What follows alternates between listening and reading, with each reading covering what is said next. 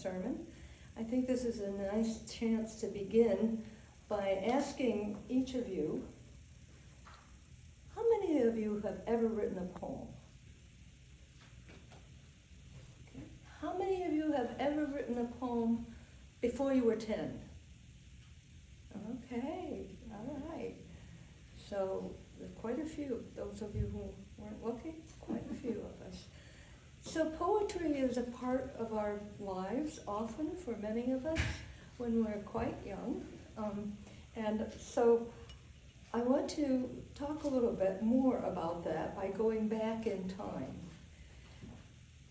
Probably a lot of the people in this particular audience would remember a book called an autograph book from the days when you were in school, and quite possibly when you were graduating. If you had a book, you might have signed it, but at that time people also signed autograph books. So I have some that I want to share with you that are in this little book, which unfortunately somebody, me, hasn't been taking very good care of. But it's a precious book. It was my grandmother's book when she was in school. Most of the autographs in this were written about 1902, 120 years ago. And I'm going to just share a few of them with you, because it's a form of poetry, what they wrote in there, and also the script, which is unfortunately fading. The script is just lovely in here. Sometimes they even put pictures in, drew hand pictures in it to go along with whatever they were saying. So here's just a few. This one was written, dated November 13th, coincidentally, from Lancaster, Ohio. Dear Maud, that's my grandmother, may your life be as happy and free from care as the flowers of the garden and the birds of the air. In February 27th, 02, that's 1902. Friend Maud, perhaps at some time we must part, and oh, 'tis with an earnest heart that I ask thee, while in glee or in sorrow, to remember me. February 27th, same day, 1902. Maudie, while sitting on the sofa with your lover by your side, beware of false impression, for his mustache may be dyed.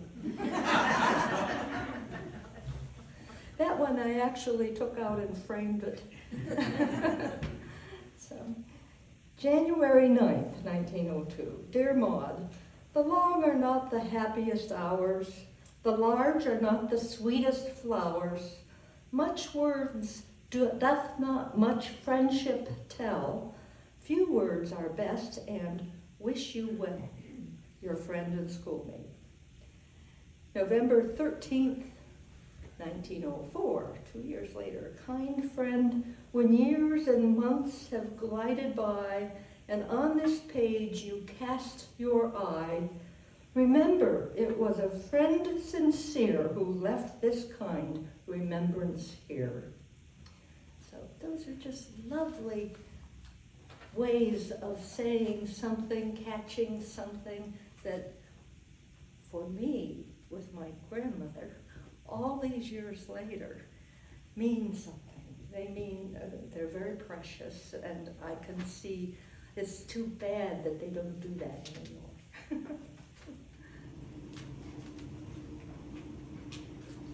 This is such a delight to be here with you all. My time that I spent with you was in the early 2000s, and that's, like 20 years ago. It seems impossible, but this is a wonderful little church, and I'm happy to be invited back.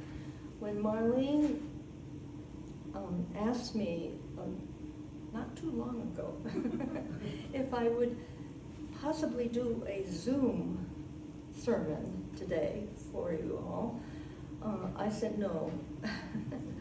And then I said, I'd love to come in person, however. That's probably because when the COVID started and everyone was switching early on to Zoom, I volunteered to do a sermon and gave one from sitting at my kitchen table on a rocking chair.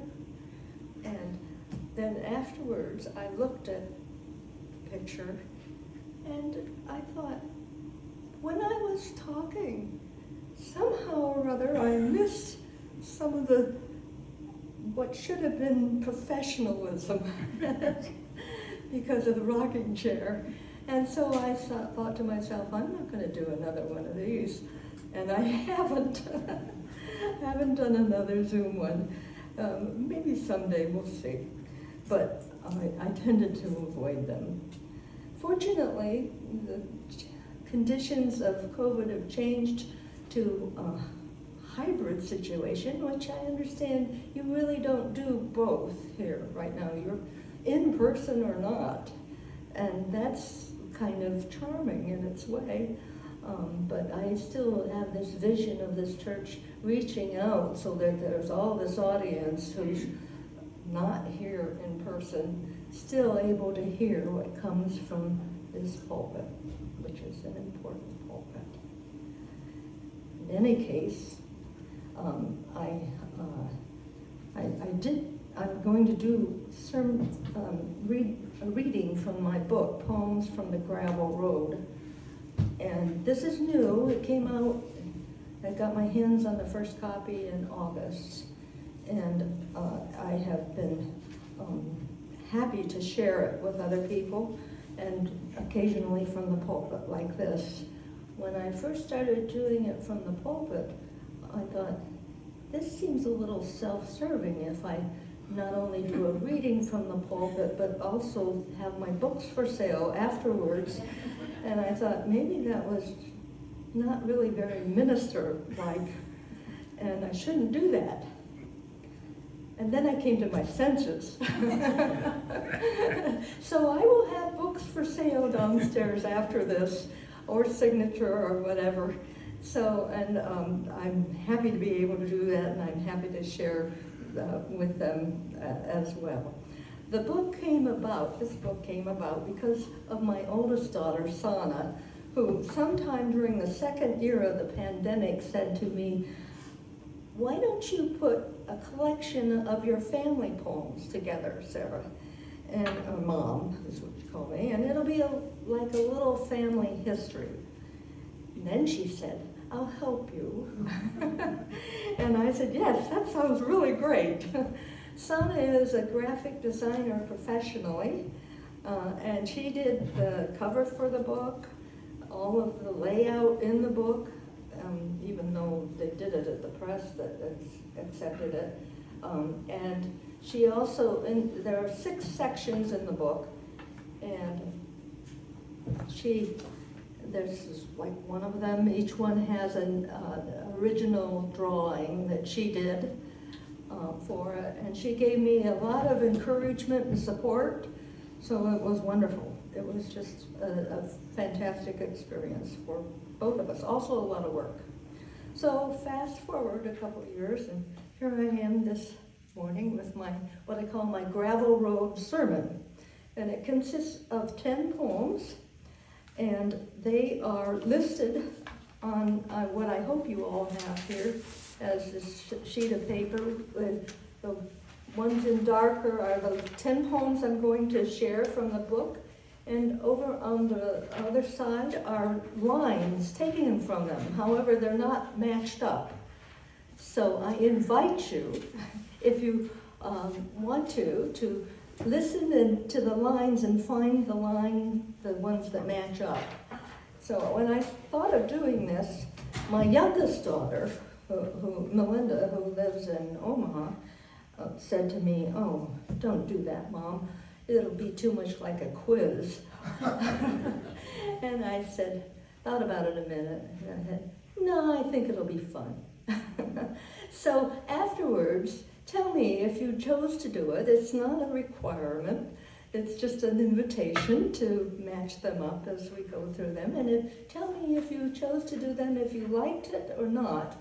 And I hope that even if you didn't like them, that'll be okay also, because that's what we need in this time when there are tyrants all around and everything else, is a lot of choice. We need to be able to do either or better yet, both and. So that's what I'm hoping. It'll be a great spiritual lesson for our times. So with that introduction, I'm going to start reading. The first one I'm going to read is one that was commented on. It's on the back of it. There's Elizabeth Evans wrote something. Elizabeth was a friend of mine, but she, when I first moved to Omaha, and then she left. We were in a writing group together, and then she left and went to Arizona, where she has taught and published quite a bit, not poetry, but regular stuff, and regular stuff, stories, prose, yeah. And when she read it, she said that just this was one that she really, really liked all the way around. And the cost of a medium-sized dog, she said this was a wonderful trip that we take in that poem, right down to moving along with that pencil lead that covers the miles. She called it a smart, large poem. What a wonder that we come at with that surprise of a title.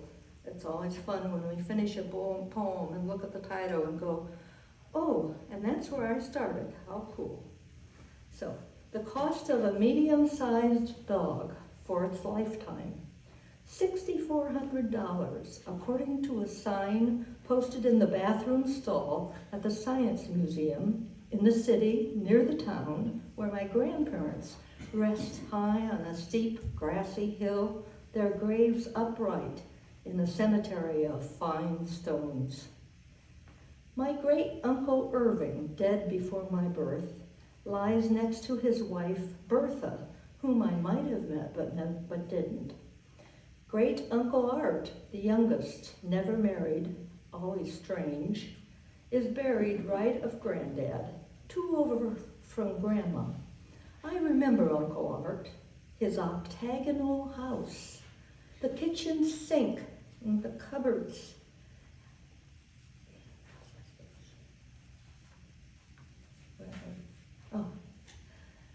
All the cupboards all lowered to accommodate his ailing mother, Granddad's mother, who raised all 6 children alone on the farm after her husband deserted or something no one ever told. Not one word about this great-grandfather whose tombstone and name are conspicuous for their absence near great-grandmother Amelia, 1845 to 1926. All facts I didn't know yesterday. Like the cost of my tears as I stood before the family plot, seeing once again Grandma, Granddad, Uncle Art, who left it all to his church, or our whole family at the dining table by the yellow kitchen in the house Granddad built years ago, long before that red brick insurance agency rose in its place. At the Science Center, my husband and I watch a film about the great carnival of life of coral reefs, the exact words. How global warming is causing them all to die. A second film about bugs ends when the praying mantis eats a butterfly. On another sign, I learn how a dying person loses sight, taste, smell, touch, hearing, in that order, and how an ordinary pencil contains enough lead to draw a line 35 miles long or to write 50,000 words. The next poem takes us back to my childhood. The poems that I've selected here have kind of a base in spiritual things. So they're sort of fit together. I picked out the ones that are churchy or spiritual in some way or another. And I remember in my childhood how folks back then wore their Sunday best to church, dresses, hats, white gloves for the ladies, suit and tie for the guys, carefully polished shoes, brushed top hat for men. Sunday school for the children in the church I attended was always pre-church, so kids had to sit with their families throughout the long service. And here's how I recall church when I was a child. Patience. Every Sunday morning meant Cousin Sherry's hand-me-down dresses, and Austenburg Church, the only one, and hour services that stretched my imagination. I made games, trying to keep up with the responsive reading, learning words to all 4 verses, pretending church was done, and we'd stopped at the town bar for the Cleveland Plain dealer, and I was already sprawled out on the dining room rug, studying comics, smelling the only meal Mother cooked on Sundays, aware that later there'd be Roy Rogers popcorn. Yet I was ever certain that after the big hand reached 12, there'd be the hopping outside, post to post to post. Grown-ups always talking, and only rain or bailing could alter the pattern every Sunday morning meant.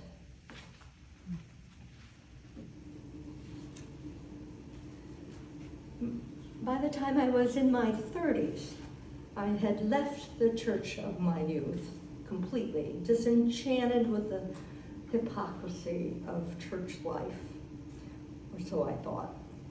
And then things kind of fell apart for our family, and I spent some hard time just trying to stay sane.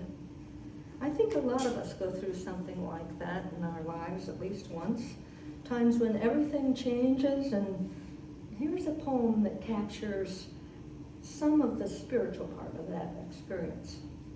The Church, the Stone, and the Grass Widow. Recently, I've tried a Congregational, a Presbyterian, 1 Fundamentalist, a few high masses. Twice, a priest presented me a thin white wafer and a sip of red juice. I surprised myself by crying. My latest church is small and struggling, but the minister, newly ordained, newly divorced, newly installed, is friendly, and the congregation needs members, maybe even me. Recently, I've tried astrology, graphology, energetics, tarot, and a psychic shrink. The psychic saw a puppy dog in my future, neglected to tell me it would get hit by a car, cost $400 at the vet's. The energy healer said I'd been programmed 6 centuries back for a miserable life, but it was okay now because I could be reprogrammed. The card reader saw the fool in my immediate future. My handwriting revealed clear signs of family strife dating back to my childhood. The astrologer said he was a romantic at heart, but even he could offer no hope, absolutely not one chance, for my marriage to work. It was all right there in my chart. Recently, I've tried a new job, lover, furniture arrangement after my husband moved out, 3 new shrinks, and a hairdo. The hairdo and the lover helped most. The hairdo because it made me feel attractive, and the lover because he gave me a stone which he called wisdom, and which he said would guide and protect me and be my friend forever and ever, amen. Rock of ages, I put it on a chain, wear it around my neck as a sure sign of resurrection. Incredibly, I eventually found myself called to ministry. This was after a career of teaching mathematics. And many people advised me and aided me in this journey. But I cherish most the help of my family. About family on this road traveled. Family is almost the first people you tell. And when they learn you want to be a minister, they say, go for it. Family is who packs up cardboard boxes, carts them in and out of U-Haul trucks, then helps unpack them. Family rubs your back or sends you a letter or flowers or gives you a hug when things aren't going quite right at theological school. Family knows what MFL, U of C, CPE, MFC mean. Family knows what getting a 1 from the MFC means. Family hears your first sermon 6 times, then tells you it was wonderful. Family attends conferences it has only moderate interest in, doesn't complain when you leave to go to yet one more church meeting. Family tells you it really likes eating fast food 5 nights in a row. Family sees you with your hair messy and your face unmasked and knows when you just absolutely must get some sleep. Family spends vacation time resetting the 1-inch margins on your doctoral thesis to 1 1/4 inches and never once says you should have found this out sooner. Family writes, "Good luck, Mom," on handcrafted paper when you leave for your oral exam. And family plays the piano at your ordination, does the graphics for the order of service, lights the chalice, especially for you, says it doesn't mind sleeping on the couch when the key to the guest room disappears. For graduation, family gives you a photo of the road traveled to hang in your ministerial office. Family travels miles itself to celebrate with you whenever it can and sends love with it can't. And without family, this day would never have happened. The road never traveled, no, not at all. Thank you, family, for being there, for being here, for being. This next poem, 5th, we're halfway through. This poem was inspired by Spirit of Life, which is in our Singing the Living tradition, number 123. My oldest daughter, Sana, the one I told you about first, was married in the Catholic Church. Although she did not turn Catholic, she agreed to raising the kids Catholic, etc. The priest was clearly not impressed that her mother was a Unitarian Universalist minister. I did a reading during the ceremony, the wedding, which turned out to be the way I could sneak some UU thoughts into the ceremony. I doubt that the priest was much impressed, but the poem is still framed, sitting all these years on the dresser in the wedding couple's bedroom. Blessings from the bride's mother. 3 may your blessings be. First, roots to hold you close, to love and nourish you, to anchor you on dangerous cliffs, to center you through pain and disappointment, to support your every effort, to remind you who you are. Second, wings to set you free, to guide your future path, to soar with joy, to discover the tulips hidden in the sky, to help you search for truth, to show you who you can become. Roots, wings. Roots and wings together. And third, faith to accept such contradictions. Faith. For then your individual lives will each radiate hope, and your wedded life will be rich with mystery and peace.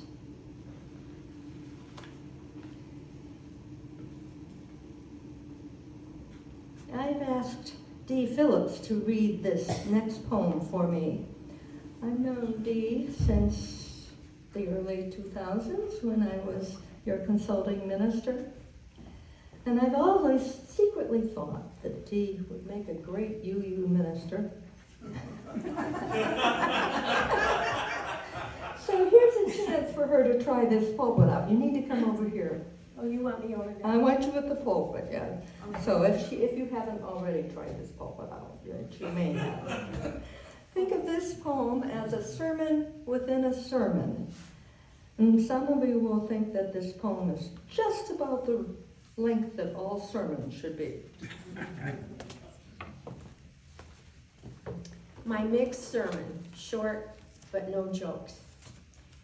It's the ill among us who need us, the needy among us who challenge us, the challengers among us who surprise us, the surprisers among us who hearten us, the heartened among us who lead us, the leaders among us who follow the will of the ill, the pull of the needy, the demand of the challengers, the aspiration of the surprisers, the hope of the hardened. Thank you. Thank you very much. Let's just give her a little.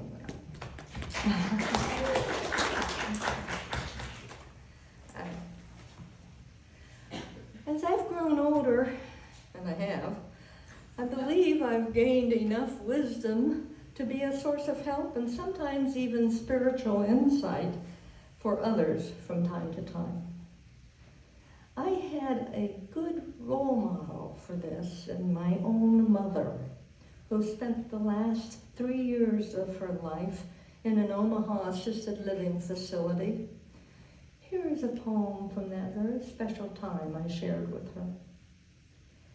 Smiling over her hot fudge sundae, Mother announces that this is likely her very last dish of ice cream.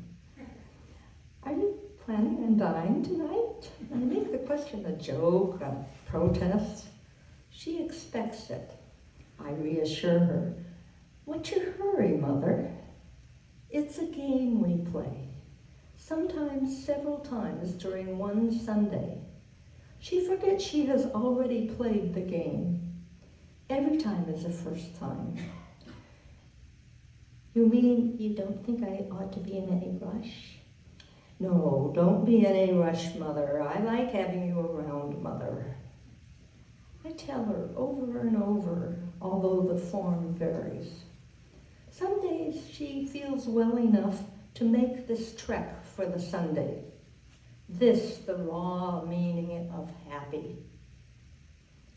When the good Lord says it's time, I'm going to say, "Just a minute, Lord. Just let me finish this ice cream first."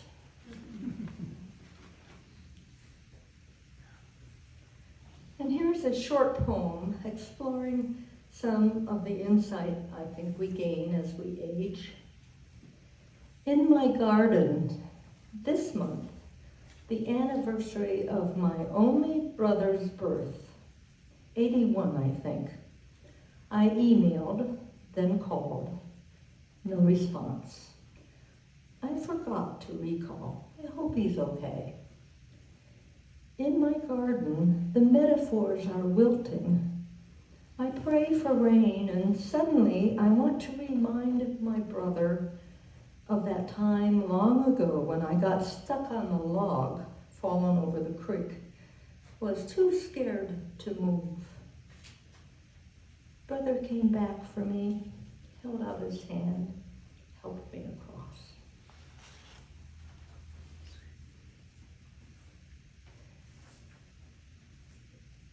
The first part of my book, Poems from the Gravel Road, centers on grandmothering. By the way, the poem, the gravel road is two roads that are melded kind of in one in my imagination. The first one was the gravel road that was on the side of our farm, one side of our farm. And the second one is the gravel road that's 2 houses down from where Dan and I live right now. And it's in the middle of Omaha. It's smack in the middle of Omaha. And there's this little piece of gravel road, which was one of the main reasons that I really loved the house, the old farmhouse that we live in. So it's from then and from now. I wrote a poem that's also included in here that I'm not going to read today, but it's called The Gravel Road, the Omaha one. And I wrote it because it was it was the poem that I wrote as an invitation to be put in the Omaha magazine, which was a part of a article about poets in Nebraska, and a book that was an anthology of poems from people in Nebraska. And they wanted us to write something about Omaha, something very short. So I wrote this little poem, which then eventually became part of the reason for the title of this, Poems from the Gravel Road. It's got 6 sections in it, and the first one is focused on grandmothering, sort of the history of grandmothering. And this is a poet that I cherish about the time I spent with my oldest biological grandchild when she was still very little. Raya is a graphic designer herself these days. She lives in Minneapolis and works there, and so as a graphic designer. So maybe some of the story in my poem that I'm going to share helped her on this journey. At least I like to think so. After seeing pricey works of art in the local gallery, my 9-year-old granddaughter and I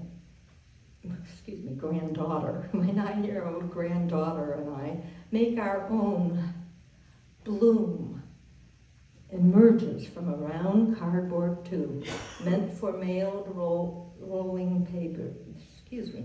rolled papers. We coil ropes, wires, and yarn around it, and then cover the upper third with rags torn from flowered fabric found in the sewing drawer. An antique oriental mirror fits the lid perfectly. There. And it reflects a circular perversion of an ancient Chinese curse. May your life bloom in interesting ways.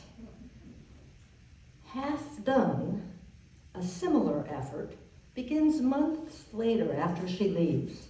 I spray a jumbled umbrella stand black, wrap it to the middle with rope recycled from a previous existence as the edge of a border high on my library wall.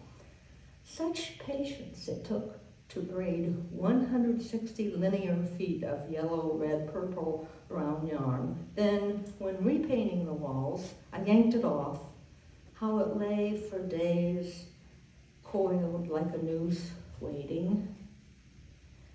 I'd have tossed it away, but I've learned to favor creation over waste, to always opt for second life. And finally, my last poem for today, which I wrote rather recently, not very long before it was in the press. It found its way to an issue of the elderberries, which probably none of you recognize, that it's the quarterly newsletter of the UURMAPA, your MAPA, which is an acronym for the Unitarian Universalist Retired Ministers and Partners Association, your MAPA, of which I am a member. Hard decisions. The next grandbabies I hold in my arms will be my great-grandchildren, not you, dear grandchild, who never knew Earth's charms. Today, my youngest, my bonus baby, the one who did not move out of state, who always claimed you as a maybe, reads my short history of grandmothering, then requests I add my ode to you, unborn progeny, a desire that left me softly sad and wondering how to tell how the only thing I wanted more than I wanted you was how to help your awesome mother stay full and undaunted.